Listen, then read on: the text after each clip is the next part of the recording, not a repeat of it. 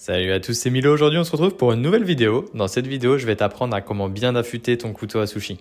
Donc pour le matériel, tu auras besoin tout simplement d'une pierre et non pas d'un fusil à aiguiser. Donc là tu vas me dire, ok Milo, moi il n'y a pas de problème, je veux bien acheter une pierre, mais laquelle je dois choisir? Il y a plein de grains différents, il y a plein de pierres différentes sur internet, j'arrive pas vraiment à me retrouver. Donc moi je vais tout simplement te diriger vers une pierre avec un grain de mil, puisqu'elle est assez abrasive pour récupérer tout le tranchant de ta lame, mais elle est assez fine aussi pour faire toutes les finitions nécessaires. Après, pour te donner un ordre d'idée à quoi peuvent servir toutes les autres pierres, tout ce qui va être entre 200 et 800 de grains, ça va être tout ce qui va servir à récupérer les défauts qu'on peut trouver sur la lame. Et après, toutes les pierres que tu trouveras au-dessus de 2000 de grains, ça va être toutes les pierres qui vont servir à faire vraiment la finition de la lame. Donc voilà, maintenant que tu as toutes les connaissances nécessaires pour acheter ta première pierre pour tes couteaux à sushi, on passe à l'étape suivante, je te montre comment se passe l'aiguisage. En premier lieu, tu prends ta pierre à aiguiser, tu la déposes dans un bac rempli d'eau pendant à peu près 15 minutes. Voilà, une fois les 15 minutes écoulées, tu prends ta pierre et tu viens la déposer sur ton plan de travail avec un torchon humide en dessous. Le principe est simple, on prend notre couteau, on va décomposer la lame en 3 parties.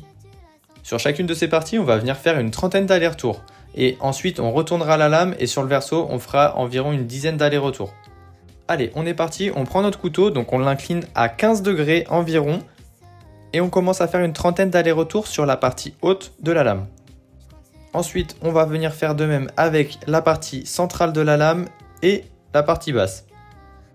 Un petit conseil aussi, quand vous affûtez votre couteau, pensez à bien relâcher les épaules. Vous ne devez pas être tendu, ça va se ressentir lors de l'aiguisage, on ne va pas avoir un bon geste.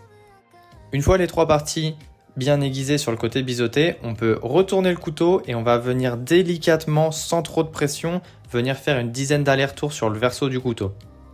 Comme vous l'avez vu tout au long du processus, je rajoute à chaque fois un petit peu d'eau sur la pierre car à force de faire des allers-retours, on enlève un petit peu d'eau et il faut éviter que la pierre se retrouve totalement déshydratée.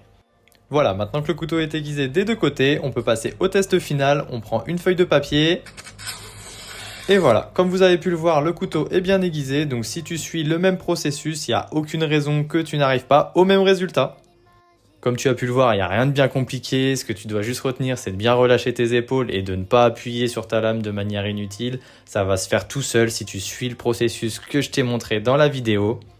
Sur ce, comme d'habitude, je compte sur toi pour liker, partager la vidéo et t'abonner. On se retrouve très vite pour une prochaine vidéo. C'était Milo, ciao ciao.